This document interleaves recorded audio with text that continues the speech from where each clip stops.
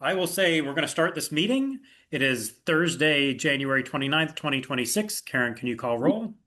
Yes, we have Jay Fondling, Elaine Craighead, Lorraine D., Grace Doherty, Julia Maxwell, Brian McGuire, Lee Michael McLean, Ronald Sia, and Nicholas Tangney. You have a quorum. Okay, great. In respect of people's time of this unusual meeting, I will cut right to the chase and attempt to share my screen. Aha, there we go. Let's see if that works. Okay, slideshow, We see it. please. Rockin'. Okay. No, sorry, I'm having Windows issues. Okay. Thank you for coming to this irregular meeting of the Warrant Committee. One question you might have, which I may not have fully explained, is why are we having an irregular meeting not on a Monday? Things are moving fast with the budget coming together, and I've done some work both with this year's budget and with the coming years. I've shared the work I've done with some members of the school committee, some members of the select board, some members of the town admin. But it felt strange because I couldn't share it with all the warrant committee. If I shared my thoughts put together, as far as I know, that would be an open meeting violation if I shared with all the warrant committee. It felt weird sharing with other people, not sharing with my own committee. So, due to open meeting laws. So I wanted to get this in front of you as soon as I could, and also in front of the town as a whole. If this is something useful, then the entire town will get to see it right now. So the main purpose of this meeting is just to get the information out. We can certainly discuss it some this meeting, but it also might be a benefit to sort of absorb this, take it in, think about it, turn it over. Then we'll come back for our regular meeting on Monday, 4-ish days from now. You'll have digested it. We can discuss these topics a bit more and possibly even take some votes if the warrant committee wants to stake its flag in the ground for a couple of these things. Any questions about that? Okay. So what am I going to go over? I'm going to go over how we got here. These slides are mostly a repeat of what was presented at the January 19th meeting. I'm assuming any members who were not at that meeting have watched it. In general, I don't know if I made this clear. I'm assuming that when members miss meetings, they watch them to stay up to date.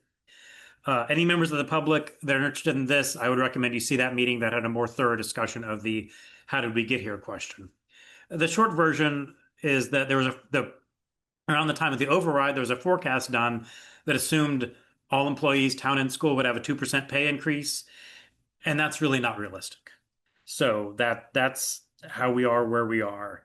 I'll then, after discussing how we got here, I'll discuss the operating budget stabilization fund, which we'll be talking about quite a bit more tonight. That was set up last year. I'll be discussing what the policy is for its use, and I'll be suggesting something more rigorous, but still not inflexible. And then I'll present a couple of forecasts, what I think was the baseline forecast a few weeks ago, and how some changes could be made to get us to a more secure place.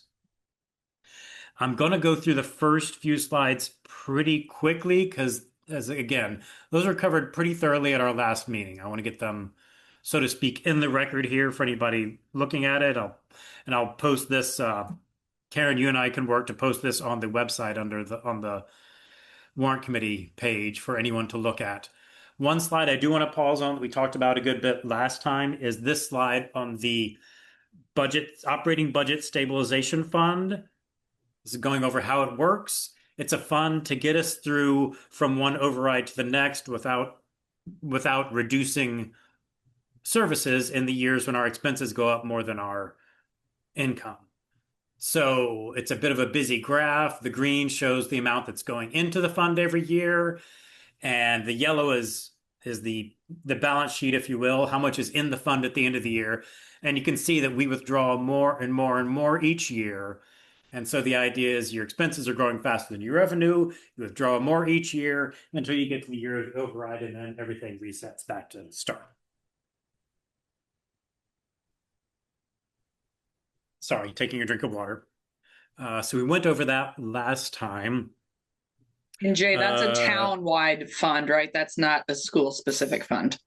Thank you for clarifying. Yes, it's a town-wide fund. Yes.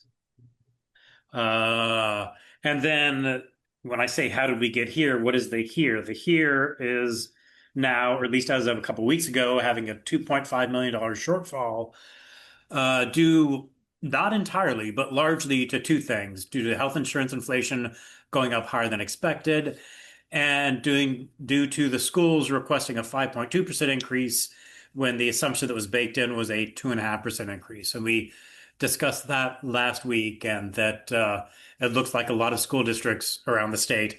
I know nothing about running a school district, but most school districts around the state have about a 5% year-to-year increase in their costs. I'm going to skip ahead. This is a new slide. This is talking about state aid. State aid is a major source of fund for our revenue. This year, we're looking at, of our revenue, about $150 million in revenue for the town. 20 million of that is from state aid. So that's about 13% of all our revenue is state aid. It's a big deal for our budget. I got quite a lot of information from the Mass Municipal Association, which is exactly what it sounds like. It's a group of cities and towns around Massachusetts that advocate for city and town issues. They have two documents called A Perfect Storm and Navigating the Storm. You can Google them, which is what I did. I like the graph in the upper left. The graph in the upper left says that when the Great Recession hit, the blue line happened. When the Great Recession hit, the funding to the towns went down and it never came back up, to the extent that in the year 2026, the state aid given out to all the towns is just about exactly equal to amount given out in 2008, not adjusted for inflation, just period. It's the same. If it had been adjusted for inflation, you can look at the gray line that's above the blue line, and you can see they'd be giving out about 50% more state aid than they are now if they had just stuck with the 2008 number and grown it with inflation. Not to oversimplify, but 50% more of the 20 million that we're getting now would be an extra $10 million in Milton's pocket. That would be a big deal. So going on, pretty much these two documents say state has been too stingy with state aid. They need to give us more. These next two graphs, they broke up looking at state aid by rural, suburban, and urban. We are, of course, suburban. You can see on the left-hand side, this is the graph of quote unquote real state aid. I don't know if that means inflation adjusted, probably, but that means that suburban towns have seen negative 1% year over year over year in real estate aid. Jay, is there a reason for that? Do we know, or there's I mean, I think the last graph, so the difference between suburban and urban. yeah, no, I mean, I know the difference, but is there a reason why suburban is getting less aid? I'll be honest, these aren't very long documents, but I didn't read them. No, I just didn't know. So whether the reason is like by us or not. So whether it's something intentional or whether it's sort of a side effect of, Mhm. by virtue of being urban, they have blah, blah, blah. Mhm. I don't know is the short answer. I'm sorry. No, that's fine. But it's the reality. And also Chapter 70 school aid, which the state aid that I'm talking about, the largest part of it is Chapter 70 school aid. Suburban schools have only seen an increase of 0.03% year over year. So, we bemoan that we're dependent on residential taxes. We say we need more commercial taxes. All these things are true. It would sure be nice if state aid caught up for not us, but for the other 350 cities and towns in the Commonwealth. And that might be something we're advocating to our state reps about, but not something we can change now. So, okay, sort of changing topics. Let me look at my script. Yeah, I'm going to switch topics. All right, so how we got here. We had a 2.5% salary forecast, which is not an accurate representation of our town and the services we provide. So we need an updated forecast. I think it's incumbent on the town, whether that's the town administrator or the warrant committee or all of us working together, to put together a more accurate forecast. And going hand in hand with a more accurate forecast is a plan to use the operating budget stabilization fund. I've got my trademarked abbreviation OBSF, because I'm going to type this a lot. So how should we use the operating budget stabilization fund? I will say in the forecast last spring, the town administrator forecast revenue, forecast expenses, and subtracted one from the other and said the difference would be made up by the operating budget stabilization fund. That's fine for a forecast to sort of see how things are going to go. But in the real world, we get to FY27, FY28, FY29. What does that mean? Take our revenue minus expenses and take everything else out of there? I think we need something a little more concrete for a plan to say, okay, this is how we think we're going to use it. The current policy, so the select board is the body in town that adopts policies for the town. They adopted a policy last spring that called for what's written down here: prudent withdrawals to support the operating budget so that it has enough to stick around through fiscal year 2030. I'd like a little something more rigorous. For example, one reason I'd like something more rigorous is when we're also talking about, do we make more contributions to the operating budget stabilization fund? And if so, what do we do with them? And let me let me go to the next slide. I should stick to my script and not improvise. So what I'm proposing, and as I said on the first slide, I'm not speaking for the warrant committee. I'm not speaking for anybody but me. It's just a proposal. So first of all, set up a baseline schedule. So this fund had an original $2 million in it, plus a plan of 700,000 plus going in every year. Just take that structure and say, with that structure, what's the amount we should be pulling out every year? Get a dollar amount. And my proposal would be to look at this, look at when we think there's going to be an override in the future, and pay it out so the withdrawal goes up by the same dollar amount every year. Okay, that's simple math. We can get there. I'll show you that on a subsequent page. And then if we have an additional contribution, so let's say we contribute $1 million in free cash this year to this budget, pay that out in even amounts starting in this year over the remaining years until the override. Again, I've got an example of numbers in coming slides. Sorry about that. Just a second. So, for example, if we contribute $1 million for this coming budget, and we think it's going to be 4 more years until there's an override, we take out $250,000 this year, the same year we put it in, and over the next 3 years. And I would also suggest, as a asterisk to this, pay it out over not less than 3 years. What I mean is, if we're in the year 2030, 2029, whatever, and we think there's going to be an override the following year, I don't love the idea of put in $1 million and take out $1 million. That's spending your free cash. I'd like it better if you put in $1 million and still stuck with that 3-year stretch. You put in $1 million, you take out a third of $1 million. Similar example, less so if you're 2 years out from an override. You can't predict the future that well. I'd rather have us put in $1 million and spread it over the remaining 3 years rather than 2. This, like everything in this presentation, is open to discussion, but I think that's a good idea. Now, the town administrator has an idea sort of like this. Mr. Leroy Walker, who's a member of the budget committee, has an idea that's similar to this. The town administrator suggested on Tuesday that instead of pulling out $250,000 for 4 years, you pull out a little bit less in the first year and a little bit more in the second year, rising up to a little bit more in the fourth year, grows by 5% every year.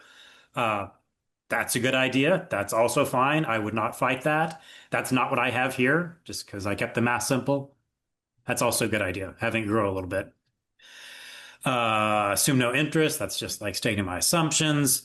I do want to say, if we set up something rigid like this, I'll say rigid, people want flexibility in the budget, and I agree. I think variations should be allowed, but if there's a variation, the select board, the warrant committee, the whoever should explain to the town, here's the variation, here's why we're doing it, here's our forecast of what it's going to do to future years. I've been talking a lot. Let me show you some numbers. Here's an example of, sorry, I'm trying to read my script and look at my slides, and it's just too much for my brain. Give me a second. But this is the baseline. This is if we're going to have a if we're going to have an override in 2030, which is sort of what we were thinking of when we set up that override last year, we're going to have an override of 2030, and we've got the 2.7 million going in the first year, and then 700,000 growing with 2.5% every year after that. Then my suggestion, remember, was take out an amount so that it grows by the same dollar amount every year. So we've got 570,000 coming out the first year, double that the second year, triple that the third year, quadruple that the fourth year. Each year, the amount we're taking out grows by 570,000. I'm having trouble And the following your narrative on the grid. Can you be a little more specific? Yes. Thank you for speaking up. So the contributions, the contributions in the first year is 2.7 million, all right? And then we get And that's coming from the state? Nope. Good question. The 2.7 million. So when we pass the override, 700,000 out of that 9.5 million is dedicated to going to this fund. And then the extra two, we had extra money in the free cash last year. So we seeded this account, so to speak, with 2 million. So last May at town meeting, we put in $2 million. And we're also putting in every year, the taxpayers are putting in 700,000 plus growth. So we're okay with the contributions? Yep. So for Yes. fiscal year 27, we have $2.7 million balance. Yeah, the balance, exactly. Yeah, the start of fiscal year 27, we have 2.7 million. During that year, we're going to add another 720,000. And we're going to take out some amount. Now, what amount? Well, the amount that I had Excel back into for me is 570,000. The way I got to that number is if you do 570,000 in the first year, okay, at the end of FY27, we've grown a little bit because we put in 720, took out 570. Okay, we've grown a little bit. The next year, we put in 740 from the taxpayers, and we take out 570,000 plus 570,000. It's growing by 570,000 every year. And Jay, the So we thought, ta- this is going to go to the deficit in the budget, right? Yes. So we'd still be under, if we're under 2 million, we'd still be 1.5 under.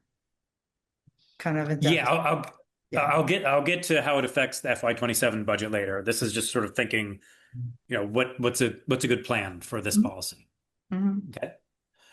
So FY28, we take out 1.14 million. We end up with 2.4 million. FY29, again, we take out more than we put in. The amount that we're taking out is growing by the same amount, another 570,000. We end up at 150. And then in FY30, start with 150, put in 770,000, take out 227,000. We end up at zero. So that's FY30, which ends in the summer of 2030. Presumably, why would we put money in the year that we drain the account to zero? that's when I say put money in, that's part of the tax base. So when we passed the override, we said every year as part of the override, part of the tax base is 700,000 plus 2.5% going to this stabilization fund. Okay, so that's not coming out of our budget. I understand what you mean. That's part of the tax levy. It's going in there. So, all right, gotcha. Correct. So we're putting that in, we're draining it to zero. We see this coming from a few years away. So we've been communicating to the people in town, guys, the summer of 2030, we're going to be hitting a crisis. Let's have an override in the spring of 2030. People know this is coming years in advance. So this is, this is what I'm proposing a baseline would be. I'm not saying this would solve all our revenue numbers. I'm just saying as far as setting up policy, this is how I see the policy going. If I move to the next slide, I'll show this same example, but if we put free cash in every year, are you okay with this example that I can go to the next one? I'm okay with this example. I'm antsy to get to where you're going with the fiscal year 27 business because we're going to have to talk about a million different scenarios that we could do with this account. So FYI. I hear you. I've only got 4 scenarios for this account. This one too much for our attention span for right now. This one is the same thing, but we put in $1 million in free cash every year. So in FY27, we put in $1 million in free cash. and we withdraw $250,000 every year for the next 4 years. FY28, we put in another $1 million. We withdraw $1/3 for the next 3 years. And then what I said earlier, FY29 and FY30, for each of those, we put in $1 million, and I'd really like to spread it over 3 years. So we put in $1 million, pull out $1/3 So, we're building up more and more money that we can take out for the fund. And as Lee Michael said, even in the last year, we're putting in money from free cash. We're putting $1 million. We're only taking $330,000 out of it. But it's sort of for fiscal responsibility rather than taking that free cash and spending on ongoing expenses. We might or might not decide to do that. Jay, quick Yes. question. So we don't have to spend down this whole override budget by 2030, right? We can still have money in this fund. We can. So in this example, I would think we would call for an override in 2030 and still have $1 million in there. Okay, that makes sense. And sorry, this fund doesn't go away in FY30. The So that's second what I was continues to getting at, exist. Julia. Yeah, that's what I was trying to make sure. that's in perpetuity, right? Yes, it I continues think to it should exist. be. Okay, that's good. All right. So the next example I'm going to look at is people might freak out, but we got to look at options. What if we have an override not in 2030, but an override in 2029? Here's the same math. If we don't do any more contributions, instead of taking out, what was it, $500,000 ish, we get to take out $800,000 each year and $800,000 more each year. Then we run down to zero in the middle of 2029. We call for another override there. And the next example is putting those two together. This is the example that I think is going to work for what I'm seeing for our budgets, which I'll be showing in a few slides, which is planning for an override in the spring of 2029 and contributing $1 million a year from free cash into this account. And then we get out, well, you can compare at the bottom. The original town administrator's forecast had us pulling out 0.86 in year one. Now we're pulling out 1.15 million. That's $300,000 better. And for each of the 3 years, we're pulling more money out of this account. So Jay, spoiler alert. question, if What's we that? move to fiscal year 29 for an override, Mhm. is the override larger or smaller than if we were to move to 2030? Two answers. One answer is that's hard to say because it depends on like how much we would be slashing our spending and stuff. Yeah. The answer is it's probably smaller. The It's probably longer you smaller wait, the in- more you Yeah, the further the out longer we you go. wait, the more you're going to need. Mhm. So it's smaller if you do it in FY 29, that's what you're saying? Smaller if you do it sooner, yes. Oh, okay, all right. And we might see some numbers later that back that up. So, all right, now I'm getting to One some. Yes. One challenge with the concept of an override sooner rather than later is, and this might not be for a discussion here, but it's certainly something people should keep in mind is if I understand things correctly, there could be two other overrides that come up before the town over the next couple of years. One probably, and I know it still has to be decided, for the fire station at Atherton, and one for the school. And so getting three overrides passed in a relatively short period of time, all potentially for good causes, could be a challenge. You are correct.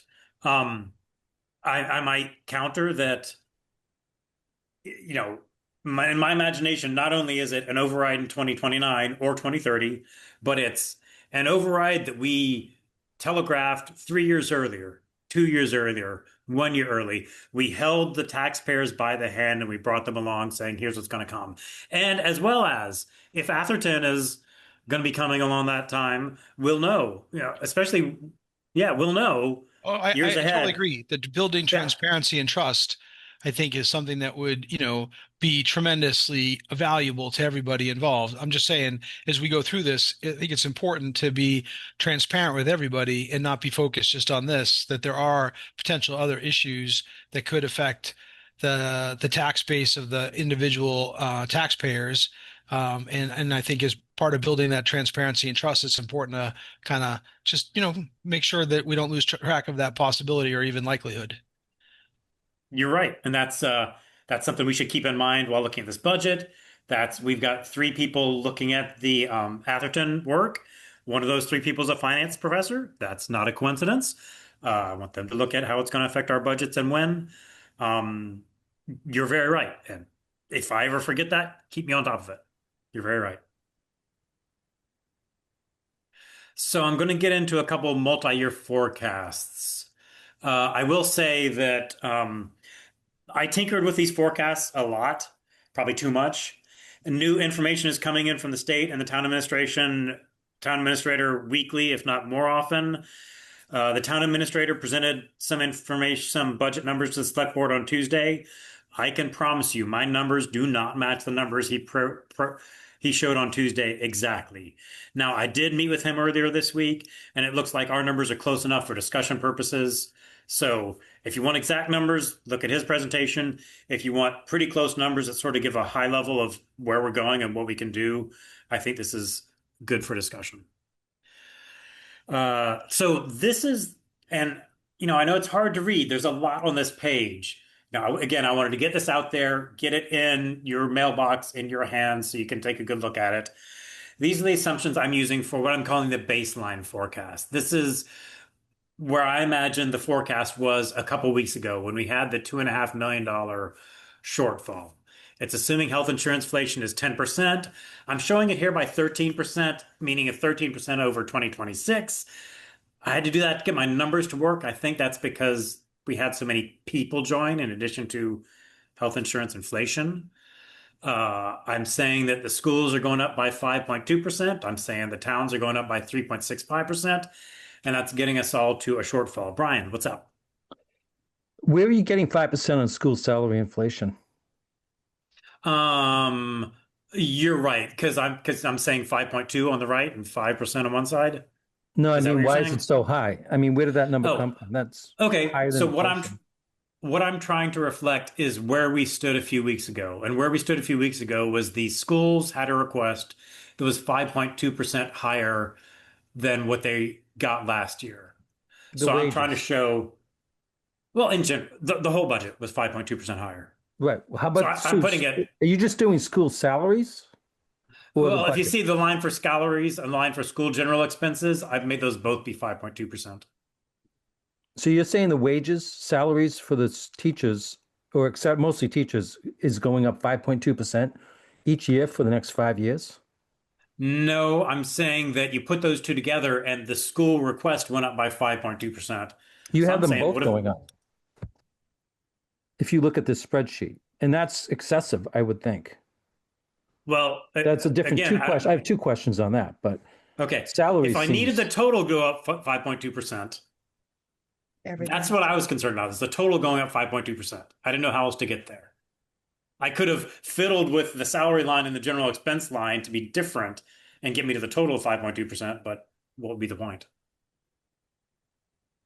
well, all right, that's the second question. Why are they going up so much? Why is it outpacing inflation? Because it's reality, Brian. It's a contract.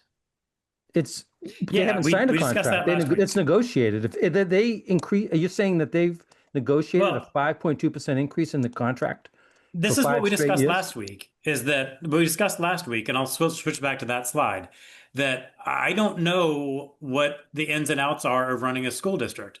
But, oh shoot, oh yeah, here it is. But if we look at 30 of our peers across the state and we look at their year over year increase over 5 years, they're going up 5.5%. So I don't know what it takes to run a school district, but apparently it takes 5.5% increase year over year. It's I more complicated than just negotiating one budget because there's steps and lanes and all sorts of things that are determined by Elaine. Can't you help us here? Yes, I was going to, right before you said steps and lanes, I was going to say the contract includes steps and lanes for teachers. So if you have a master's degree with 10 years, there's a level that you hit at a certain point, and it will drive. It's not that all salaries are going up by 5.2%. It's that people are hitting different marks on the steps and lanes, and it's negotiated every 3 years. And every school system has steps and lanes. If we didn't have steps and lanes to offer, we wouldn't get the quality teachers that we have in Milton. So you're saying the average salaries for the teachers in Milton is budgeted to go up 5.2% a year for the next 3 years? Is that a question to me about my model? That's a general comment. Is that that's what you're stating?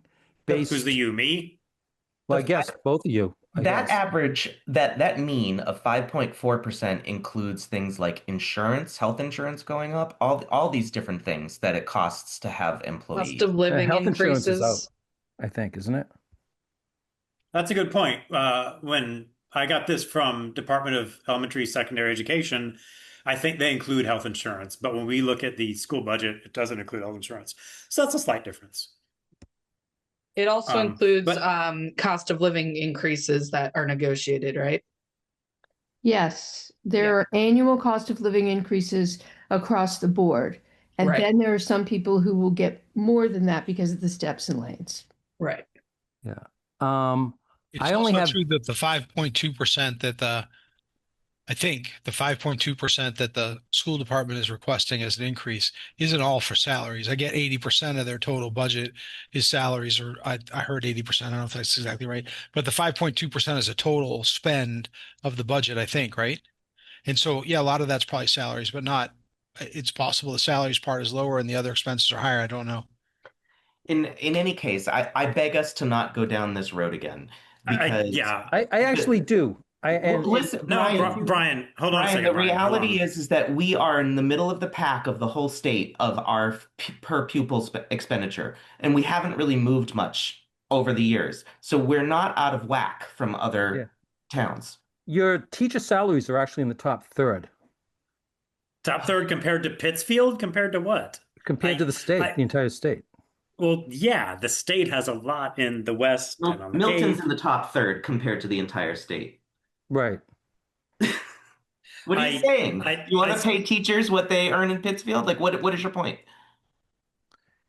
Yeah, the entire state average, the last numbers we have, is actually like 2.5%. And I don't see that it's like, it seems a lot. Like how many jobs or positions? No, first we need that to you have in the country go up 5% a year. First, you need to agree on who our peers are. What town are you comparing us to? All right, can I invoke chair privilege here? I think know. I'd like to focus on. And this isn't even on, salaries. This is Brian, total expenses. Brian, may I? This isn't even salaries. Brian, may I? I'd like to focus on the big Hingham's picture 2.5%. of. Hingham I'm not was sure Brian 2.5%. can hear me. I can hear you. Brian, can you hear me? Okay. Yes. I'd like to focus on the big picture of the budget, the big picture, and that's not really the topic for today's discussion. I want to see what can the budget hold. What can we forecast for the budget? Why are we here? What can we look at as a budget forecast? I think when we get into details of the school budget, that's fine for the school budget subcommittee to look at. And we'll have the school administration and the school committee come talk to us about that specifically. That's really not why we're here today. I really would urge us to not spend too much time tonight on this because I think we've got a lot of high level things to cover. Okay, but that 5.2%, there's a lot of noise in that number, is what I'm saying. That's not just salaries. So don't get it. People shouldn't think that that's all the salaries should be going up 5.2%. Because I think I had to make my Excel spreadsheet work somehow. I had to. So where did I end up? Okay.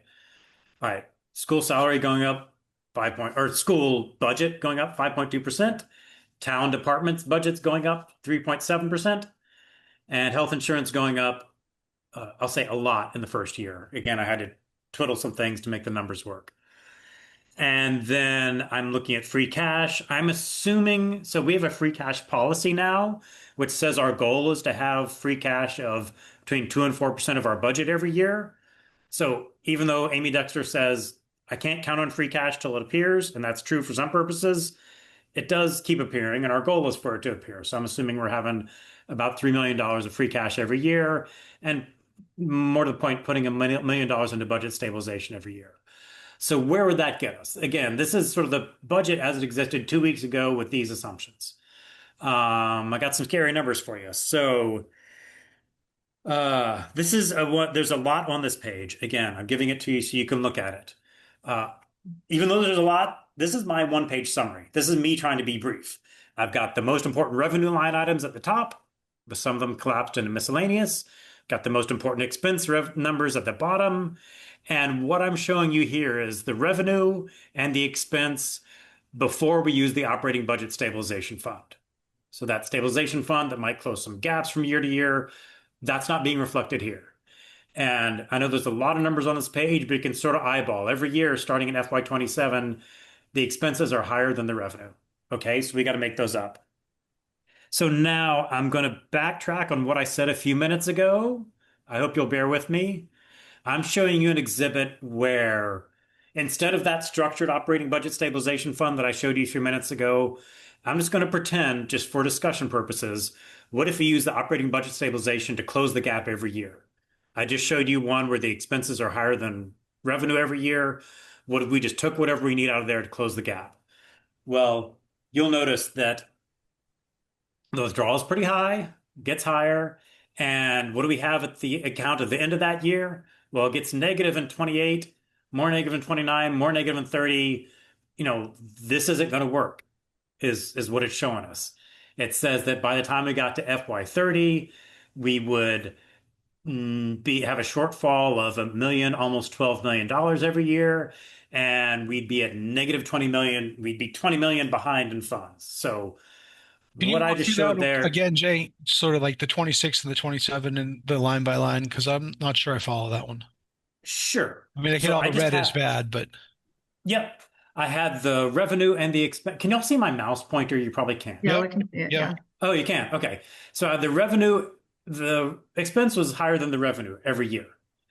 And actually, this line that I'm calling withdrawal, that's actually our budget shortfall every year. Because I'm saying that's our budget shortfall. So that's what we take out of the operating budget stabilization fund to cover it. So we've got a shortfall of $3 million in the first year, which fits with what what the messaging we've been hearing. We've been hearing from Mr. Milano. We heard a couple weeks ago. We're $2.5 million short, and that's including $700,000 coming out of operating stabilization fund. So 3.2 million improved by 700,000 would be 2.5 million.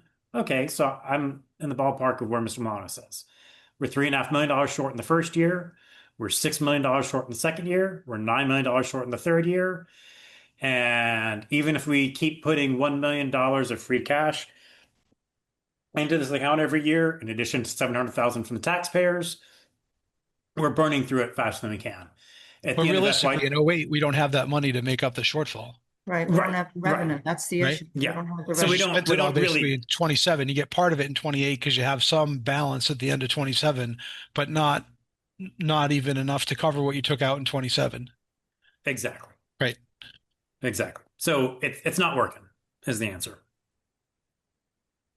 Okay. Jay, And yeah, again, Jay, that- that's the issue is that it breaks. It breaks really in 2028. And we don't have the proper revenue. I don't. Yeah. So I've got a better side of the story coming up. I've got a possible good side of the story.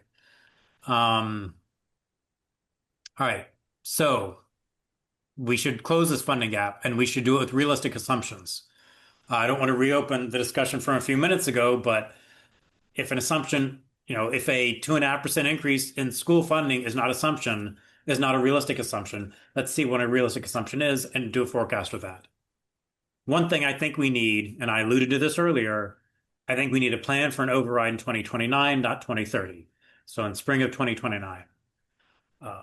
We'll look at the numbers and see what that looks like. I sincerely believe that if we communicate to the people, here's what's coming, be ready for it, up front with them.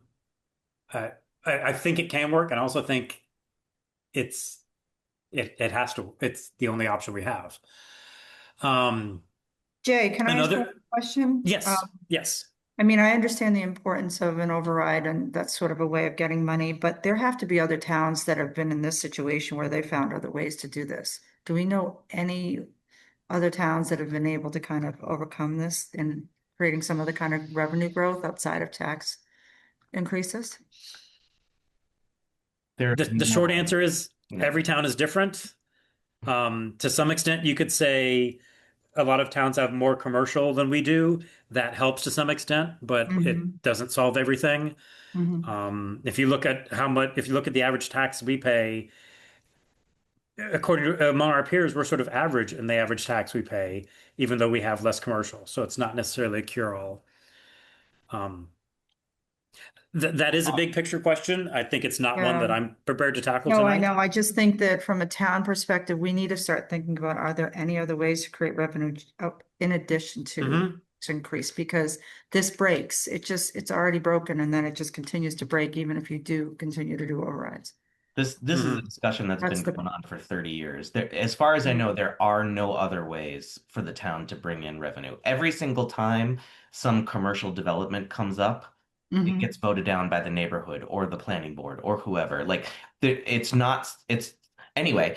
The previous chair before me did some sort of financial analysis that showed that we would have to build like 3 legacy places in order to bring in the amount of commercial revenue that we would need to make us like on par with the other towns, where we're 97% residentially funded, and there just isn't another way for a municipality to make money. Okay. I was going to say I've heard people say in general we need more commercial, but I'd like to see some numbers. Build a $5 million grocery store. How much does that move the needle? I don't know. And also, if we did build 3 legacy places, we've got more demand for fire. We've got more demand for police. We've got more demand for health inspections. It'd probably be a positive net, but so I think it's a good subject of discussion. Okay. I don't think I'm prepared to tackle it tonight.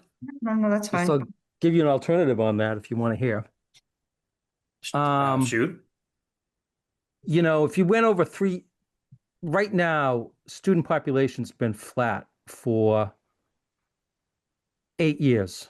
In the first preschool and pre-K and first grade are pretty low numbers this year.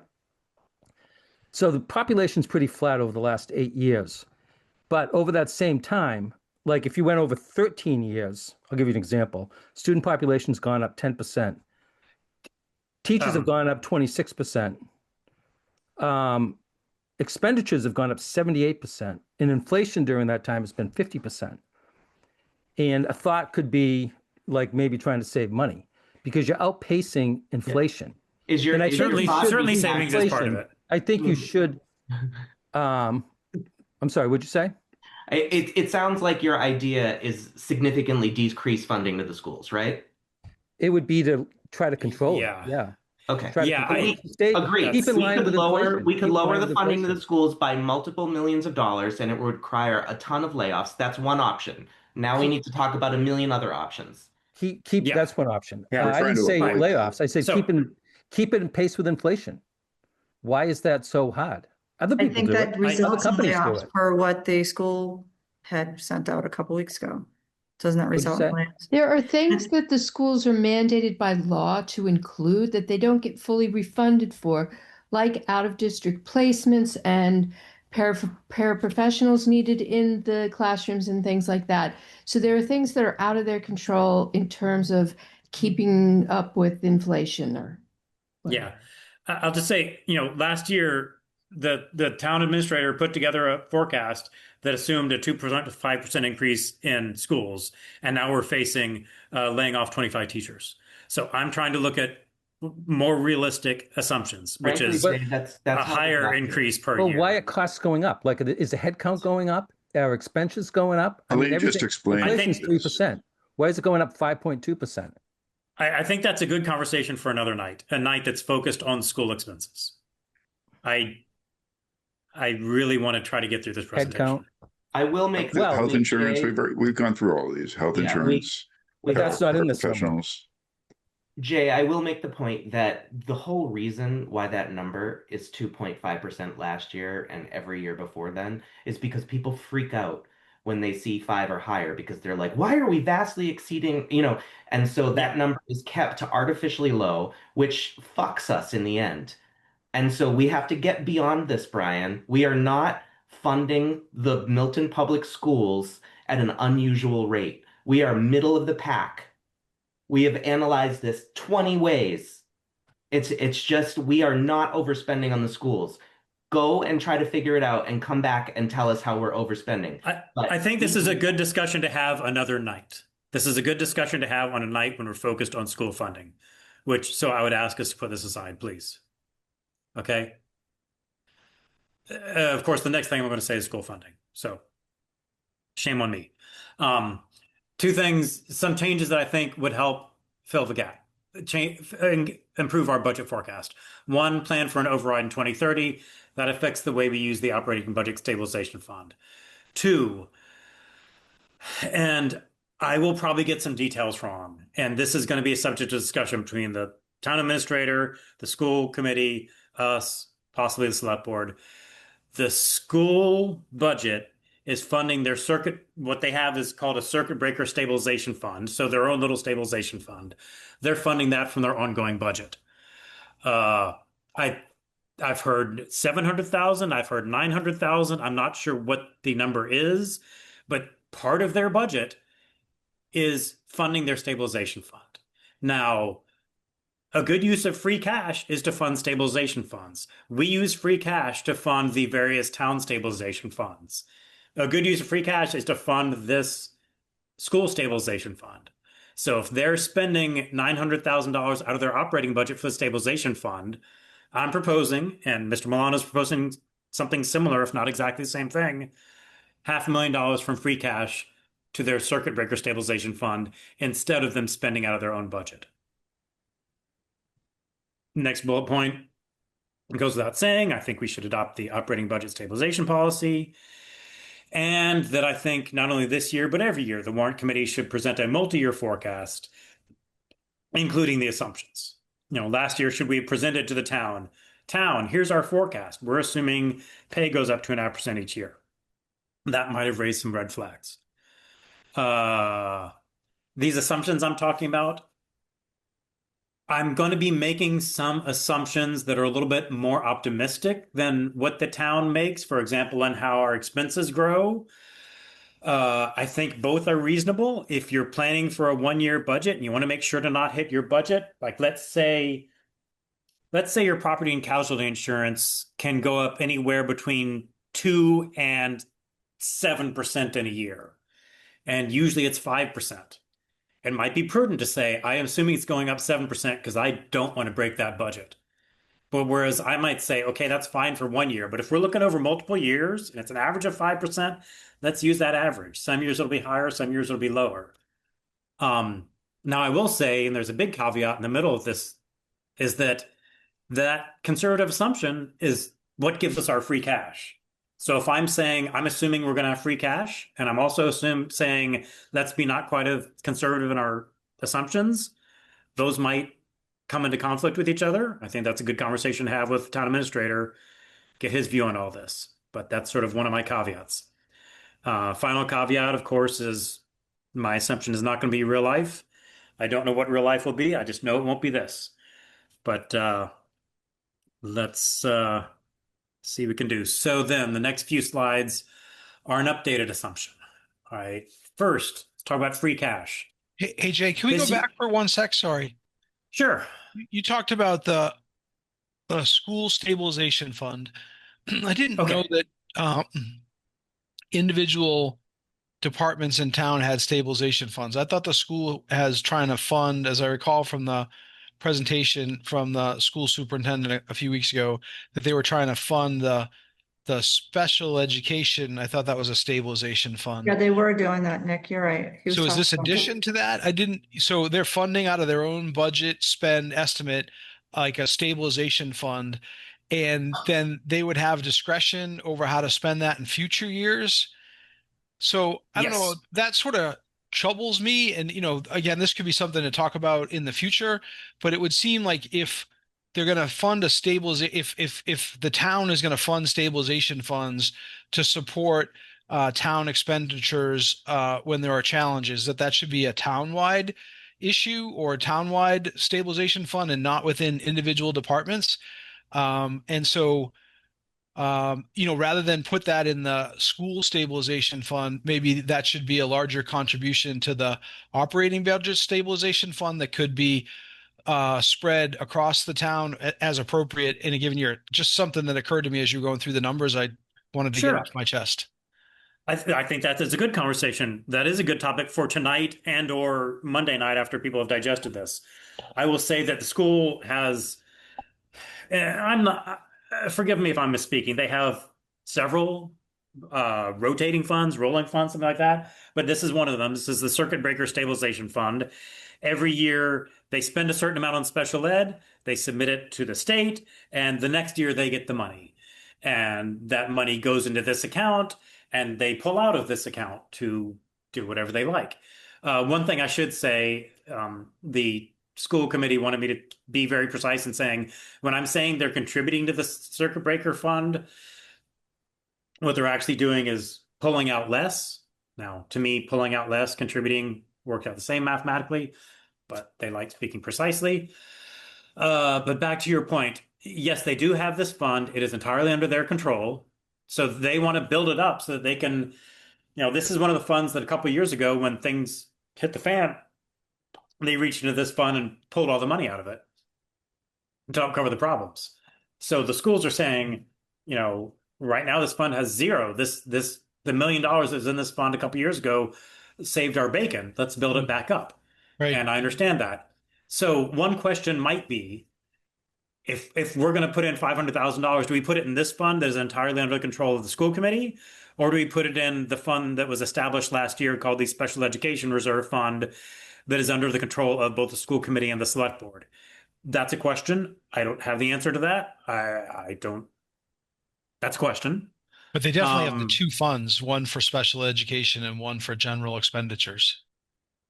They're both related to special education, but the two funds we're talking about, one is entirely under the purview of the schools, Okay. and one would be under the supervision of the schools and the select board. Yeah, so I think that's something to explore going forward. But I think you're right. And can you talk in a little more detail about how each is funded versus what you were saying, like just withdrawn from? I think that is a source of confusion, and it could help people to understand the difference in the two. I'm not sure I know. To the extent I understand your question, I'm not sure if I know the answer. Okay. I guess I would say the one that's under the school board's control is funded by the state payments that come in, the so-called circuit breaker payments. One open question is, if this town wants to put money in there, are we even able to? I think we'd have to figure that out. So that's kind of what I mean. Like, and you alluded to this earlier. You say like put money in, but actually you mean take less out, because what's in there is reimbursement from the state from the previous year, correct? Yes, That's and what we it's heard not from a the full superintendent. Yeah, sorry. reimbursement from the state. There's a formula every year, and the amount changes year to year as to what the state will refund in circuit breaker. And you have to wait to figure out what that is. There's no planning ahead for it. Yeah. Right, but And Jay, you were saying that to put money in from the other override fund into this stabilization fund, is that what you're saying? From free cash. Right, from free cash. Okay, so it's in addition, Julie, it's money that's also going in, not just not taking out. I think it's both. So that's kind of my question. And so the special ed stabilization fund, is that funded similarly through the state, or is that something Nope. different? It's That would something be- the town would fund. If Okay. right now it has $0 in it. It was made last year. It's totally empty. And so can you then re-explain in the context that we just talked about of drawing down less versus funding with free cash for the circuit breaker stabilization? Here's what I'll say. I'll say if the school committee and the warrant committee and the town administrator come to an agreement of concept, I think we could work out the details. I know that doesn't answer your question, but if we all agree in concept, we like this thing, then we'd come to an agreement of maybe we're putting it in their budget. We're taking free cash, we're putting in their budget, but we're all agreeing this is there so that you can build up your stabilization. Or maybe we would deposit it directly in there. We'd have to work out the accounting details and how money flows once we come to an agreement, which I will tell you right now we're not at. Okay. I know that's not a satisfactory answer to your question, but right now we're not even all agreement of what should be done. I will say something Elaine said a few minutes ago gets to one point of this account is that how much is going to be reimbursed is not known until later. So that's one reason why they want to build up a cushion.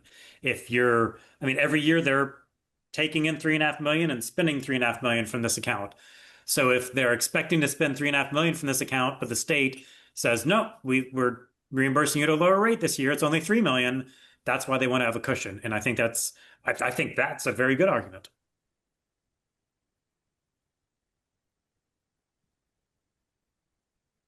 This is a good discussion. I will come back to this on later slides.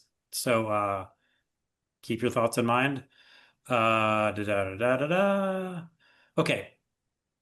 Free cash. We have $4.5 million in free cash this year. What I'm proposing, which I think it's really in line with what the town administrator is also proposing. A certain amount to capital non-bonded. Again, that's, if we buy a fire truck, we'll go out to Wall Street and we'll finance it because those cost a whole heck of a lot of money. If we buy a Ford F-150, we'll pay for it with cash. So capital expenses that we pay for with cash, that comes out of free cash. 1.2 million this year. I'm assuming about $1 million every year after that. General stabilization, a little more than $500,000 this year, a little less than $500,000 after that. That's what I call Fort Knox. That's what's going to get us through the next recession. Aside from that, pretend it's not there. Thinking of putting $1 million in operating budget stabilization fund every year. I'm sorry, I should clarify. I think I'm in agreement with the town administrator on this free cash FY27. Free cash FY28, I cannot speak for anybody but myself. But thinking every year, put $1 million into operating budget stabilization fund, put $500,000 into special ed stabilization of some form or fashion, and then other one-time needs. Things pop up. Committees say we need $100,000 for this or that. I want to have some free cash for that. There's a bit into having a bit set aside for union contracts. That makes my brain hurt. I'd rather not think about that too much. Again, this, hopes that we have free cash coming forward. We aim to have 2 to 4% of our budget in free cash every year.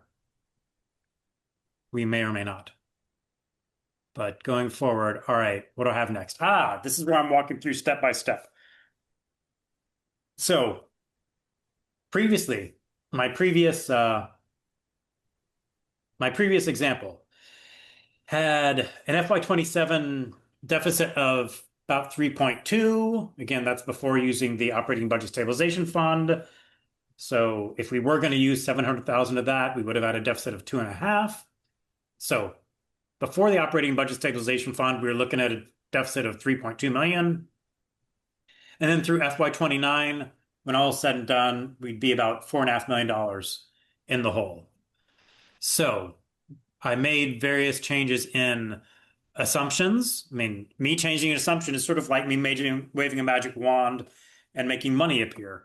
But, we can discuss, are these reasonable assumptions or not?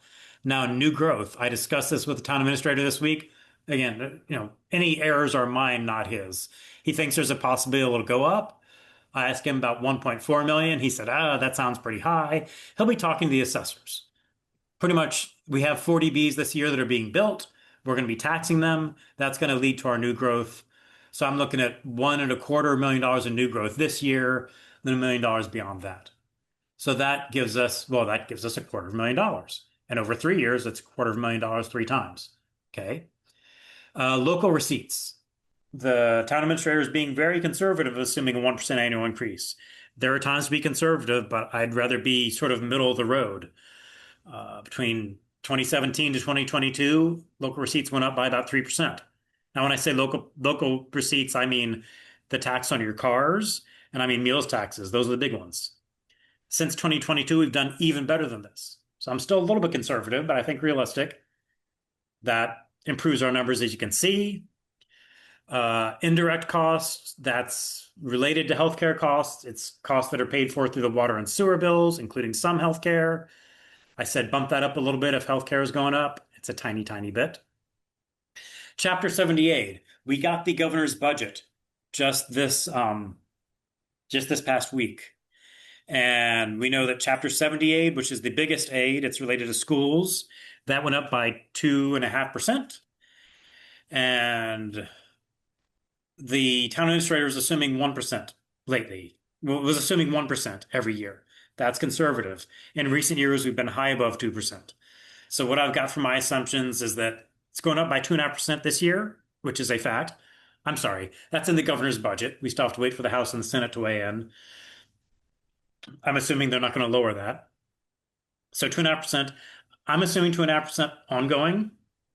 We could argue if that's too optimistic or not, but it's what we got this year. That improves the situation. Other state aid, it's been 3% in recent years. Mr. Milano is assuming 2%. Actually, he got it right in FY27, 2%, according to the governor's budget. It's still been 3% in recent years, so I've got a 3% increase in other state aid.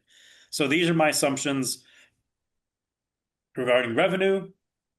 Changing these assumptions gets us about $600,000 in 1 year, gets us even more in 3 years going out. Okay. Any questions about this? This is me setting up a forecast, making changes to the revenue assumptions.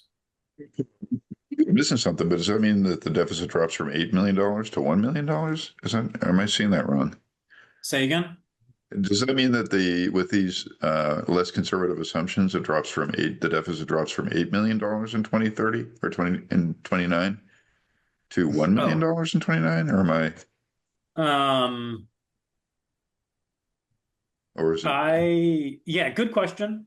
I've got to say that I changed these numbers multiple times today, which I knew would lead to a problem. Are you saying this 4.51, I suspect, doesn't match what's up here? So $8 million somewhere. I'm sorry. Yeah, I'm sorry. I was changing these numbers right up till noon today, and I knew something would slip through, but this is what I think I'm seeing. Okay. It's all good news. I'll just accept it. Thanks, Jay. So, and then for expenses. Sorry, the conservative numbers that the baseline is based is one of the ways in which we're generating the free cash every year, though, right? You're correct. Yeah, you're correct. That's why I said there's a bit of a push and pull of, yeah, sure. If we assume less conservative numbers, is that going to eat into our free cash? Well, to a certain extent, yes. Less so in that new growth, every year by the time we set the budget, we're going to know what new growth is. So we're saying right now, 2 weeks ago we said it was $1 million, and then by February 15th, we're going to have a really good number from the assessors to tell us what new growth is going to be. And then even going up through April and town meeting, they might revise that. So that doesn't lead to free cash. That just, something we don't know in January, but we do know in February, do know in April, do know next year. Same with local receipts. We'll have a much better idea on local receipts in a couple of weeks when we know what we're charging for car taxes this year. And it'll probably be more than a 1% annual increase. So yes and no. Sorry, Julia. So sorry, this last column here is what's this, the 4.51? Is that the overall anticipated budget shortfall? That's over 3 years. Now, if you're asking, is it different than No, I'm just literally asking what this is, not relative to anything else. That's through 3 years. What's the overall shortfall? I'm sorry. Well, it's the overall shortfall, but it also includes, look at the top, it includes $1 million going to the operating budget stabilization fund every year. So you might ask yourself, $3 million set over 3 years, Wouldn't that be like $9 million negative? Well, keep in mind we have, wow, yeah, I didn't update every piece of the slide. I apologize. Keep in mind we have $1 million going to the Operation Budget Stabilization Fund every year, so that is why that 4.5 isn't bigger. But you're saying the 4.5 is the cumulative over 3 years, not just what would be in Correct. FY 29? I'm saying it's a cumulative, correct? Okay. Thank you. Okay. Sorry, I'm second and triple guessing myself while talking, and that's never good. So that's the revenue. The expenses. Health insurance. Again, the baseline expense was 10% in the first year, 7% after that. I'm making a couple changes here. One is I'm reducing the first year by 300,000. We spoke about this a little bit at our meeting a week and a half ago. There are, for example, some cafeteria workers in the schools, their salary is entirely paid for out of the cafeteria budget fund, which is another fund that belongs to the schools, and money goes into it, money comes out of it to pay for cafeteria workers. We're saying let's pay for their health insurance out of that fund also. Put all those together, it's not just cafeteria workers, but there are a lot of them. Put all those together, that saves you about $300,000. And then I'm reducing the long-term assumption from 7 to 6.5%. Forecasting long-term health insurance rates is witchcraft. I think 6.5 is reasonable. We'll see where it gets us. For any assumption, they could be more conservative or more or less conservative, but this is what I got. So that, those both improve things going forward. General insurance, property and casualty. What if our buildings burn down? This plus Blue Hills Regional, they're small. They're not moving the needle very much, but I'm changing them so that they're closer to the historical average than the very conservative assumptions that were in there. Now we get to town salaries. Previously, Jay, I said 3.5. question on general insurance. So you're saying Yes. decrease it? Is that realistic? Did they just put Yeah. 100% on general insurance? Or is that real? I'm sorry. What number is realistic? The 3.7 or the 8? I think the 3.7. The 3.7 is our historical average. Okay. Some years it goes up 1%. Some years it goes up 10%. On Okay. average, it's been 3.7%. So, Mr. Milano and Ms. Dexter, for good reasons, when they're putting the budget together, they want to say it's going to go up 8% this year because it Right. might, but it probably won't year after year after year. Okay. All right. Makes sense. Yes, same with Blue Hills Regional Schools. For the town salaries, I had put a 3.7% in there last time to reflect the budgets that the towns put through, and it was 2.5% beyond that. I'm saying 3% long-term increase. Now, on the one hand, you might say, and I think this is a thing to discuss, why are they going to be 3% when if I gaze my eyes down the page, schools are going to get 4.5%? One answer is because the town administrator put this together last year and he said 2.5%, so I'm increasing it by a little bit. I did have a discussion with the town administrator and he said if he might like to see this higher. He might, in reality, he might like to see town salaries, the total town payroll go up by more like 3.5 or 4. I've got 3 in here for now. So, town expenses, no real change there. School salaries, again, I was saying, if it's 5.2 in the first year and then 2.5 every year after that, I'm changing that to 4.5% year over year. That's less than schools asked for this year, but it's more than 2.5%. It's in the realm of what's reasonable. And so all these changes, you can see, how do they affect FY27? Well, the FY27 deficit surplus, before the operating budget stabilization fund, we've gone from being 3 million and change under to being 400,000 under. If you made mental notes in the operating budget stabilization fund, you'll know that means we're looking pretty good. And then how about through FY29? Well, surplus or deficit through FY29. Keep in mind also, when I showed those examples, I assumed we're going to be ending up with $1 million sitting in our operating budget stabilization fund the day we go to ask for an override. So what I'd want to see here on the right-hand side is about $1 million. And that's what I am seeing. If you ask yourself, did I pick assumptions to get me to the right place? Well, you're not too far off, but we can ask, are these reasonable assumptions? So this has us being good through 2029. Whoops, I didn't mean to do that. Questions about this? And as I say, there are assumptions.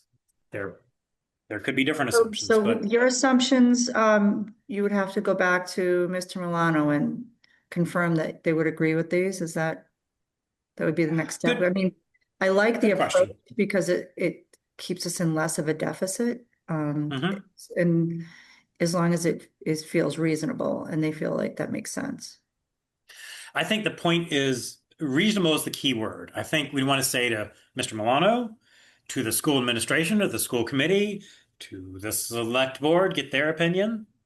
For example, general insurance. Okay, that's tiny, but is this reasonable or not? Health Mhm. insurance. They said 7%. I'm saying 6.5%. Is that way out of whack or is it not? School salaries. We'll want to say to the schools, you asked for 5.2% this year. If we assume 4.5%, I definitely want the schools to write in blood on a piece of paper, 4.5% is reasonable every year. That doesn't mean some years they won't ask for 4.6, 4.7, whatever. But to say, yes, it's in the ballpark of what's reasonable. If it's not in the ballpark of what's reasonable, we got to come to a consensus on what's reasonable. So to answer Do your you think question, it's fair? Do you think it's fair that schools go up 4.5 and town goes up 3? no, and that's why when I talked to Mr. Milano, he wanted to see that I hope I'm not speaking out of school, but he said he'd like it if the town was more like 3.5 or 4. I'll be blunt, the numbers didn't work that way, but this is all changing. This is all fluid. So I'd like to see the town salaries be more like 3.5 or 4. Absolutely. We'll see if we can make the numbers work that way. Absolutely. I think you're raising a good point. Yes. Let me go to the next slide while people are digesting that. School budget. We talked about this a bit. I'm going to bring it up again. Take the first bullet with a grain of salt. I watched their meeting from Wednesday morning. I thought they said they wanted to increase their reserves by 945,000. It's more likely than not that I misunderstood them, but it's somewhere in the ballpark of 700 plus. So this presentation says, let's use free cash to fund school reserves by 500,000 and let's reduce the school's budget by 900,000. Yes, feel free to faint, people listening at home, when I say reduce the school's budget by 900,000. I'm assuming that the school's operating budget, instead of putting their operating money into reserves, they reduce that reserve funding by at least 700,000. And then another two, maybe they'll reduce it by 900,000. Maybe they'll reduce it by 700,000 with 200,000 coming from somewhere else.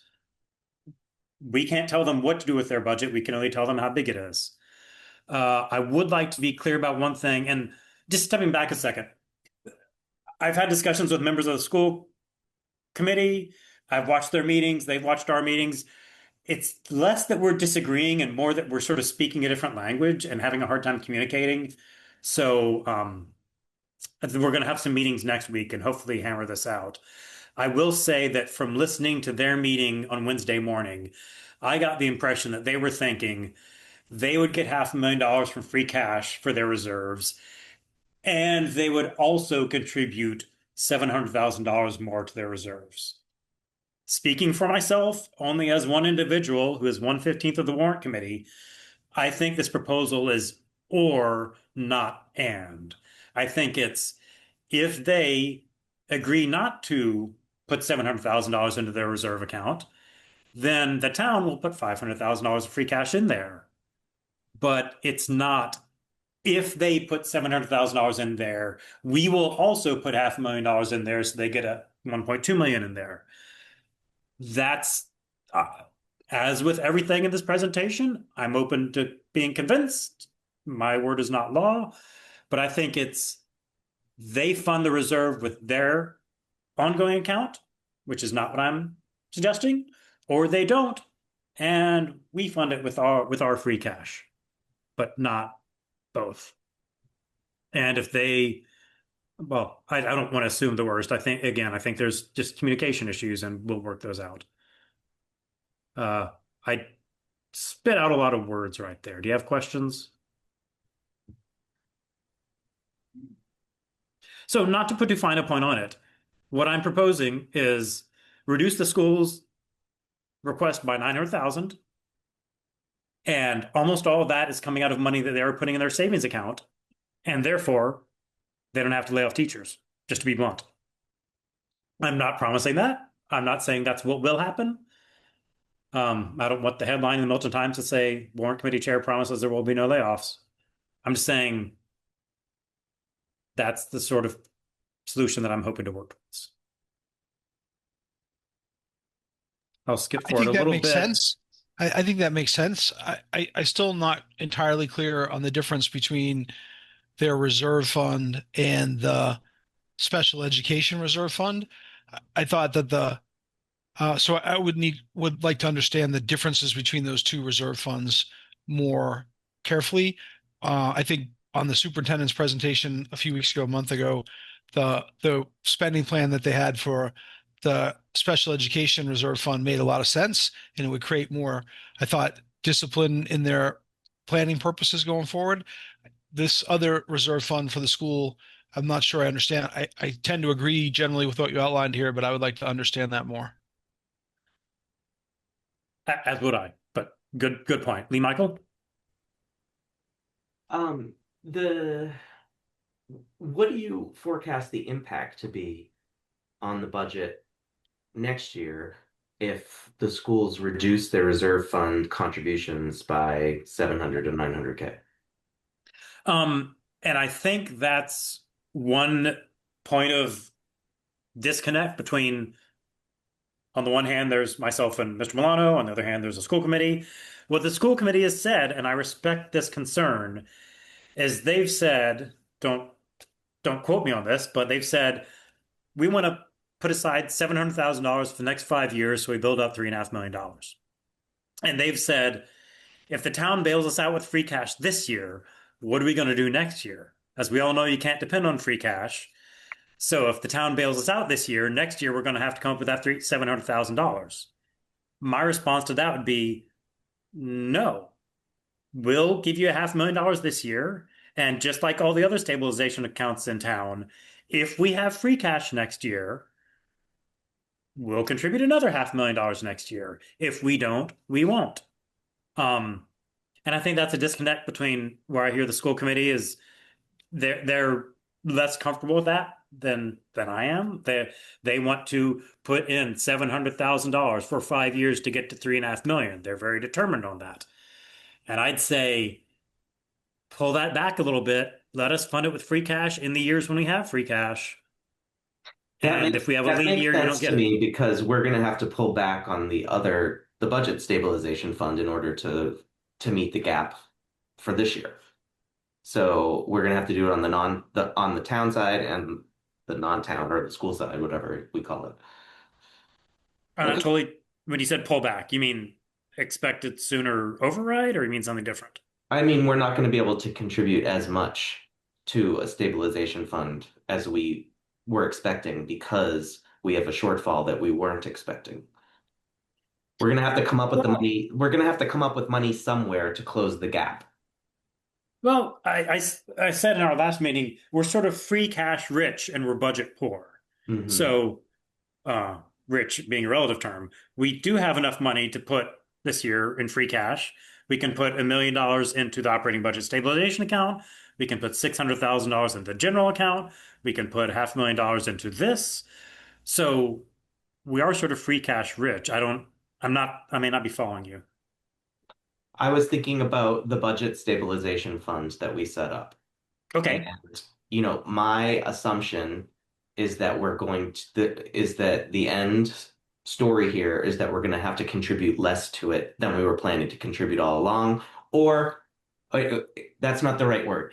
because it gets funded by the tax levy. We're going to have to take out more faster than was previously forecasted, is what I'm imagining. Okay, and I guess I would say we're taking out more faster because we're projecting an override in 2029. So what I'm trying to do is get away from the, oh, we need money this year, let's pull it out of that budget, and get to the, we have a structure, and that structure is faster because we're expecting a 2029 override because we're short. So maybe we're saying the same thing. I was saying the bottom line is that we have to spread the pain around. Okay. Yeah. Yeah. Yeah. I mean, what I'm suggesting is not exactly what they want. It is not. And we'll have discussions on that. I think at the moment it's more of a communication problem than I don't know. We'll see. But this is my perspective on it.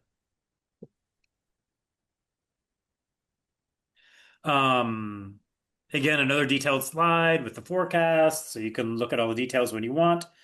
You see, again, at a glance, expenses are still higher than revenue, but this is before the operating budget stabilization fund.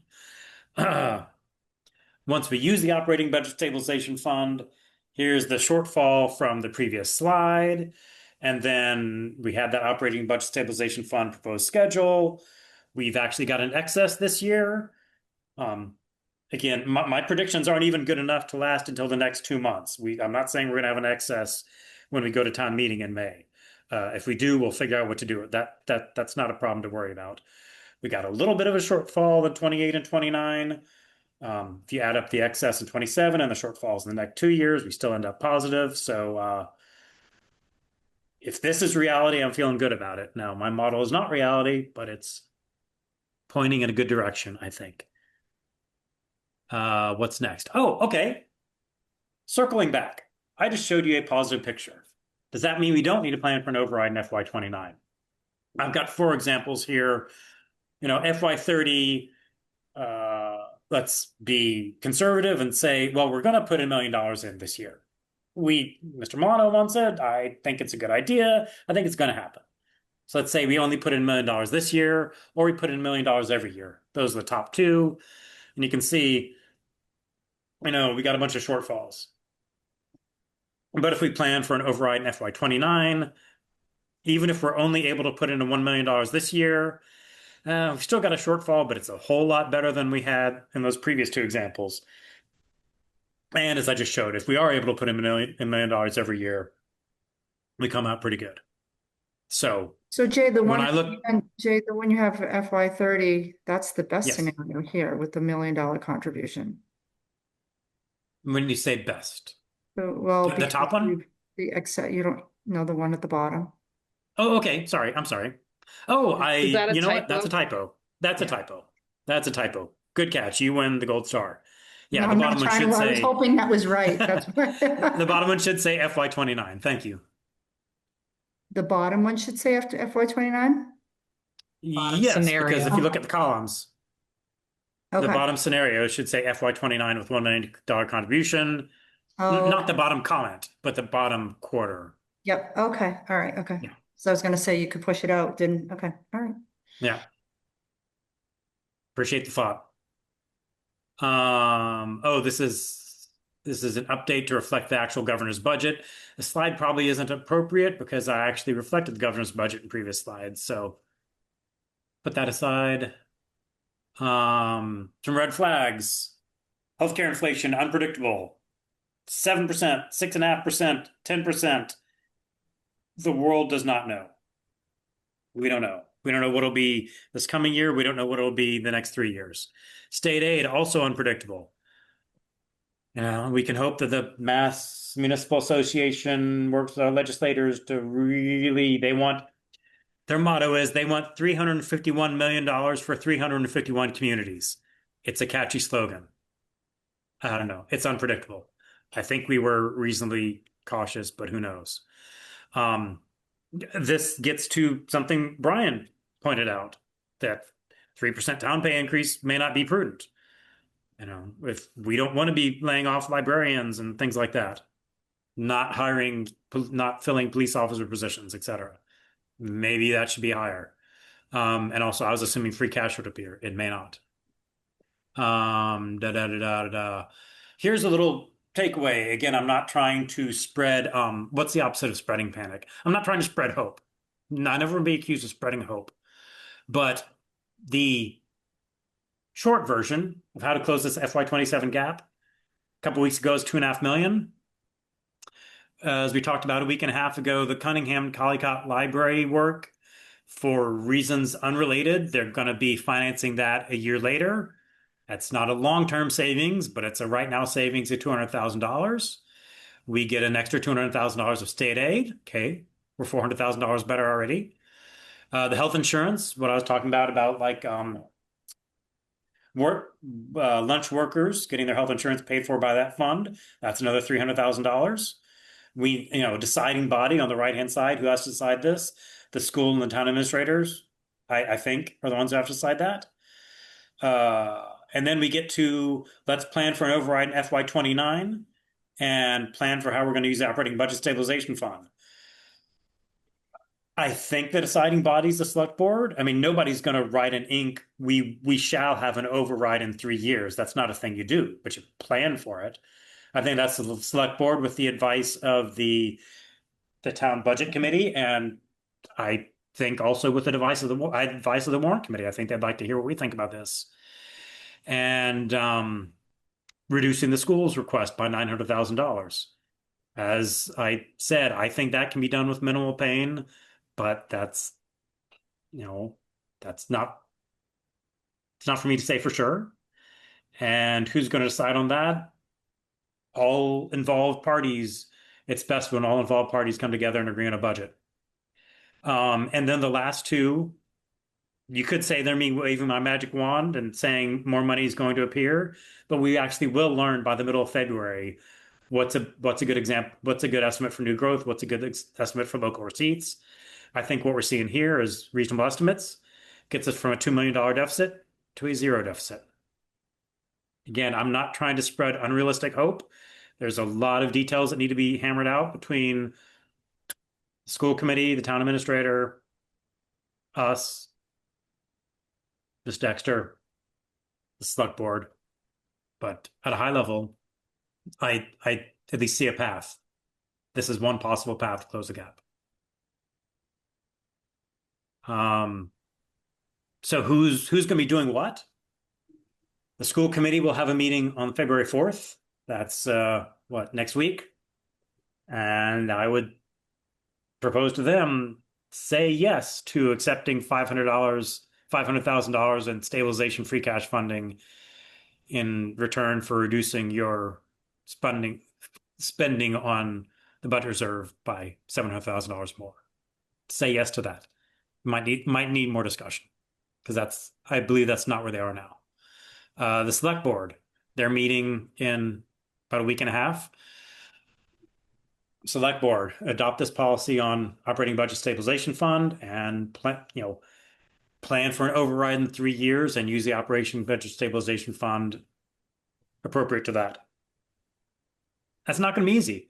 They're elected representatives. They may not make people happy if they're saying we're going to get an override 1 year earlier. That may not make people happy, but my recommendation would be it's the right thing to do.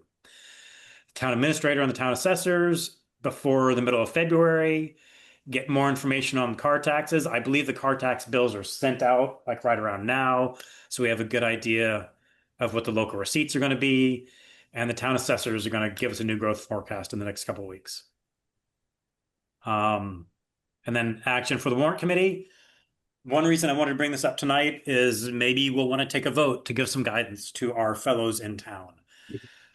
We may want to take a vote on Monday to see things like the operating budget stabilization fund policy. Do we think that's a good policy? Do we want to endorse it? Do we want to endorse, recommend to the select board that they should plan for an override in 2029? We could vote on something like that. It wouldn't be binding, but it would be, as opposed to 15 of us sitting around and each giving our opinions, it would say the warrant committee recommends to the select board do this or do that. If we really believe it, it might give the select board something to point to and say, we're going to plan for an override in 29 and we take the warrant committee's recommendation if that's appropriate. Again, one reason I wanted to get things out tonight is so you can sleep on them, and possibly this is a vote we could take on Monday. Is that the last slide? That's the last slide. Hey Jay, you don't need a vote on that, right? And I'm thinking, can't you, as the warrant committee chair, float these ideas with select board and school committee, et cetera, and we delay our vote until we're a little bit closer to having the budget numbers be more realistic? Because, May is a ways off. We don't have to have the warrant finalized until April, right? So I guess my response would be, we're not voting on anything that's going to get set in stone in the warrant. What the vote would be, and yes, I can and have and will continue to, as an individual, as the warrant committee chair, I sometimes wonder, what can I say as the chair? When am I representing the whole warrant committee? When am I just, a guy who put together a spreadsheet in his basement? I can and have and will continue to put these ideas forward. It might have a little more heft if it was the warrant committee saying it officially. And even if, how many are on us now? 10. Even if there are 10 of us, and let's say 5 of us are outspoken, we all say we like that. It's a little bit, we don't have to vote on it. It might give a little more heft to it if we do. I don't know if that answered the question you're asking. I just think, there's a lot yeah. Sorry, go ahead, Julia. Sorry. as I say, I think even the issue of whether or not it's something we want to vote on, I think would be a good discussion for, maybe Monday after we've had some time to digest. And maybe this is just I can remember previous warrant committee meetings where we've spent 45 minutes discussing whether or not we should vote. So let's not do that. But go on. I'm sorry. No, it's fine. I would be curious to get other people's input on this, but I feel like there's been an emphasis in your presentation on like, oh, would people be unhappy that if we move the override up a year? But I think you somewhat contradicted yourself, whereas you said like no one's saying, setting in stone there will be an override at any time. So yes, I know that FY30 was sort of the year sort of floated in the conversations last year around the override and how far it might get us. But I don't know, personally, I did not sit there and put override, in my calendar for FY30. Like I don't want us to overthink this idea of potentially moving the override up a year when, to your point, it was never a set in stone thing to begin with. Like, we all know things change. We all see it every day in our own personal financial situation. So I just want to caution us a little bit, or I guess that's based on my sort of memories and understanding of what was presented last year. I was not sitting there being like, FY30 it is, and don't you dare come at me a year earlier. So I don't know if people have a different impression, then yeah, that might inform how we think about things and message things. But personally, I like 29, 30, whatever. I don't want the schools to have to cut 26 positions or et cetera, et cetera. Yeah, I think I just like knowing when is reasonable to expect something. And I think what Jay laid out tonight gives us a good sense of, okay, so that we're not too far behind. 2029 is what it looks like. I think if we can get to that, to be able to set expectations, I think that's the best way to go about it. I see Lee Michael has his hand raised. I agree with both of those comments. I think we got here because we haven't been great at forecasting, and frequently overrides are talked about, the year before that they need to be done, and people try to start getting people excited and sort of on board with it. I'm all for trying to forecast it out a little bit further so that we can be a little more normalized in how that process works, since it really is a regular part of our budgeting. The comment I made earlier about the needing to do a vote on Monday, what I'm struggling with, Jay, is that the select board and everybody's already bought into this concept. What you're basically pitching is what town meeting and the voters of Milton already voted on in terms of creating the budget stabilization fund. We agreed some amount of money would go into it and some amount of money would come out of it. I don't think we have enough money, enough information right at this point to say what amount needs to come out over the next couple of years. That's going to come together over the next 2 months. We already have the framework in place, so why vote to say we agree with the framework? Uh, Two things. One is remember I sort of said there's a baseline and then there's what happens if we add to it. I think the baseline has been very fuzzy. And when I hear the town administrator say, oh, if we put in $1 million, we can then just add a quarter million to it every year. I'm saying add a quarter million to what? So number one is I'd like the baseline to be less fuzzy and more concrete, if you know what I mean by baseline. And the second, uh, yeah, the second one is the rate that we will pull it out is dependent on how long we think it'll be for an override. Mr. Milano, I believe, said at the select board 2 days ago, contribute $1 million now and pull out a quarter million dollars for the next 4 years. That implies assuming an override is going to be 4 years from now in 2030. So whoever we is, needs to agree. Is it 2030 or is it 2029? That's going to have a big impact on, do we pull out 800,000 this year or do we pull out 1.2 million this year? I don't know if that answered your question, but that's going to affect this year's budget. And the school committee, 6 days from now will be meeting and talking about their budget. And it would be nice for them to know, well, I guess they won't know by that point, but it would be nice for them to know, hey, there's a possibility of an override 1 year sooner, and therefore we get, not the schools, but the town gets $400,000 more this year or not. And the schools are very concerned about not only FY27, but FY28, FY29, and going forward. And again, if whoever the we is, agrees on an override in 29, I think we're good for next year and the year after. If we don't, I think even if we pull it together for this year, we're going to suffer next year and we're going to suffer more the year after. And that's what I've heard the schools say. I've heard the school finance committee say that. If they knew we're aiming for a 29 override instead of a 30 override, they'd be able to sleep a little bit better when it comes to looking at next year and the year after. I have no idea if that answered your question. It's really a gray area. What we're going to end up doing depends on a lot of variables that have yet to come to fruition. One of which is the school board getting on board with your plan, right? Brian? Is there a date that the school board's going to have their budget done or closer to being complete? Here's what I've heard.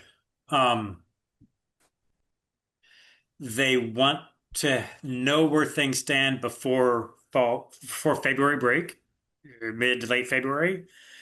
Because they don't know if they're going to have overrides. They don't know if they're going to, sorry, what did I say? They don't know if they're going to have layoffs. And they want to give people a heads up before fall break if they expect to have layoffs or if they think that's a real possibility. Right? Yeah. And so there's only going to be one school committee budget between now and then, and that's 6 days from today. So your question was, when will they know their budget? They won't It'll be know. closer to the final answer. So you said February? Around school break. Yeah. I don't know if they'll have a final answer. So I guess they'll have something that they think is pretty close to final at that point because they'll want to inform people you're on the list for layoffs because we know there are X number of layoffs. And I'm not trying to spread undue hope. That's why I'd like to get heads together as soon as possible to say, I've got my thoughts. Town administrator has their thoughts. School committee, finance committee has their thoughts. Is it reasonable to say no layoffs, fewer layoffs? What? Sorry, again, I don't know if I answered your question. No. When I'd the just win like to is see February. I'll go back. I'd just like to see the details on the budget. What's driving it? Hmm. Expenses, details. So Yeah. I think it's important. I think But keep in mind, so we only have a say on what they're spending, not what, on the total amount, not what they're spending it on. So we could tell them, we could shower them with gold, and they still might decide to lay off 100 people. I'm not, again, not Right. trying to cause a panic in the streets, but But like, they I they don't know the decide what to answer. spend it on. I mean, like head count. Like, did they add 50 people last year and now they want to get rid of 26 this year? I don't really know. I don't know the answers to that. I'd be curious. Yeah, I don't know either. I And I just know don't at the know. beginning of the school year, they left a number of positions unfilled. I don't know where that stands right now. I don't know, but there's on one extreme, there's things that aren't our business, and then there's things that are sort of interesting to know, and then there's things that help us set the budget, and then there's things that are definitely our business. Somewhere on that continuum is things like I absolutely think it's relevant to know, did they reduce their headcount at the beginning of the year? Where does that stand now? What's their headcount? What kind of headcount are they looking at for next year? I think that's a straightforward question and one that's reasonable to ask. Yeah. I think there are a lot of moving parts here, and I think that part of the urgency here is like, yes, Lee Michael, there are factors that we will not know about, final numbers for a number of months, but if there are going to be layoffs in the school, those decisions are being made like in the near future. So is there an opportunity for this committee to, look at Jay's numbers he presented tonight, do our due diligence, whatever, over the weekend, talk on Monday. And if we think there is a viable path forward here that maybe would give these schools the option to not have to lay off all the people that they may be planning to. I mean, again, I don't know. I don't have any insider information on that, but that to me is why we can't just wait for the final numbers to come in the next few months, because then the opportunity to potentially avoid things like layoffs is gone. And one thing we might make a decision on, I said earlier in a slide that, in my opinion, as far as funding that stabilization fund, in my opinion, the choices are they can fund it with, I'll say, 700,000 with their operating expenses, or the town can fund it with $500,000 in free cash. Not both, one or the other. That's my opinion, is that it's one or the other, not both. If the whole warrant committee agrees with me, that might be an easier decision for them to make. Because if they're choosing between $700,000 in this account from the operating budget, if they think we get $500,000 from the town and we could also put in $700,000 from the operating budget, they might think that's a good idea. They might think that's a fiscally prudent idea. But if they think, well, our choice is take $500,000 from the town or lose that $500,000 and put the money in our savings account,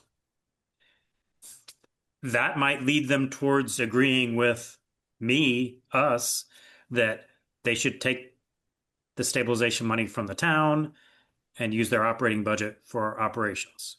Yeah, but this comes back to the question that I think that makes perfect sense. And I think that's a really good choice and just, alternative. But I still am hung up on why an individual department has a stabilization fund. I understand why they have revolving funds, because they have to take in income for certain things and then they have to pay out expenses for certain things. But a stabilization fund at the department level, I'm not sure I understand that. And I would like to understand how the school department uses that stabilization fund, because I guess a third choice would be to say, well, you shouldn't fund a stabilization fund in the school department at all. Like, how does that make sense? But I would like to maybe understand how they plan to use it or how they do use it, because I think that would help to have greater confidence about how those funds might get allocated. I do have to apologize. My headphones died and I lost about half of that, but I think I got your. Can I answer? Yes. I think I know the answer because it was voted on last year for the first time, and it was put in there as kind of a safety valve in case they went over budget. And my recollection is I think the warrant committee has to approve it in total for them to use the stabilization fund. Jay might probably knows It's better it's than I. this. If we're talking about the new fund we set up last year, it's the school committee and the select board. So the Oh, select board okay. would be the check on them for that. Maybe the town one is. Okay.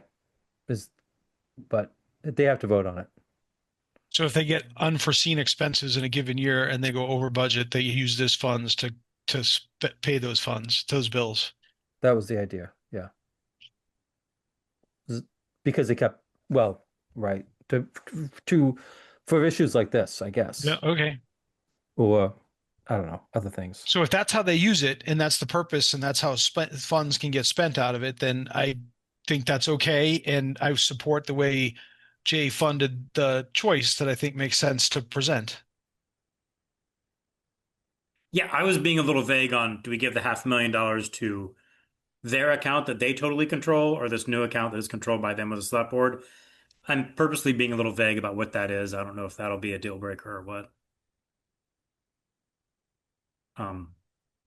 Elaine, did you have something you want to say? No, the moment has sort of passed. Thanks. Okay.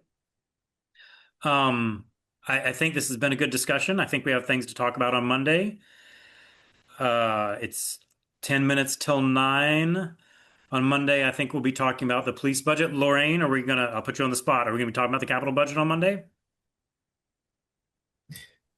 I can sort of put up what they did for spreadsheets, but they actually said today we didn't take any votes yet. It's not doing that for another week. Because I asked Nick if they were coming to the meeting, and he said that it still the numbers haven't finalized yet. Okay. Well, let's chat. I think it would be nice to get an update. Yeah. So I appreciate people taking their time out for this irregular meeting. Hopefully it was a good use of time. Lee Michael? Yeah, just one suggestion for something that we might want to discuss on Monday. We're in a tight situation because the forecast wasn't great. And should somebody's head roll because of that? There's not no one to blame.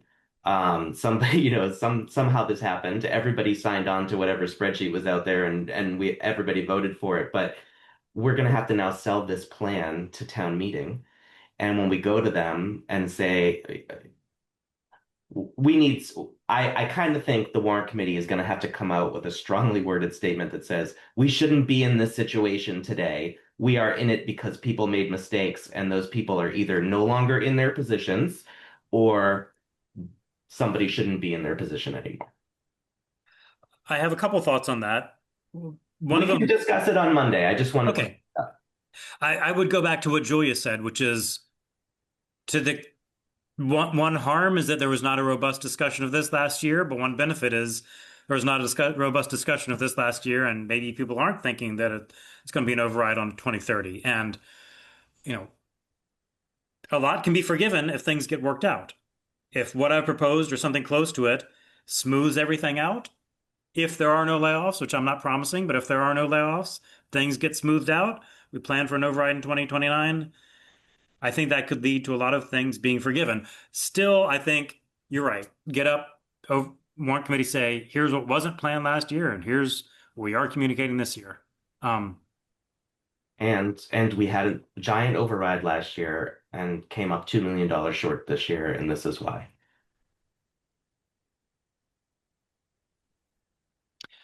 I hear what you're saying. I think, again, a lot can be forgiven if it works out. Those people are not going to have the benefit of 20 hours of discussion. Yeah. Okay. Okay.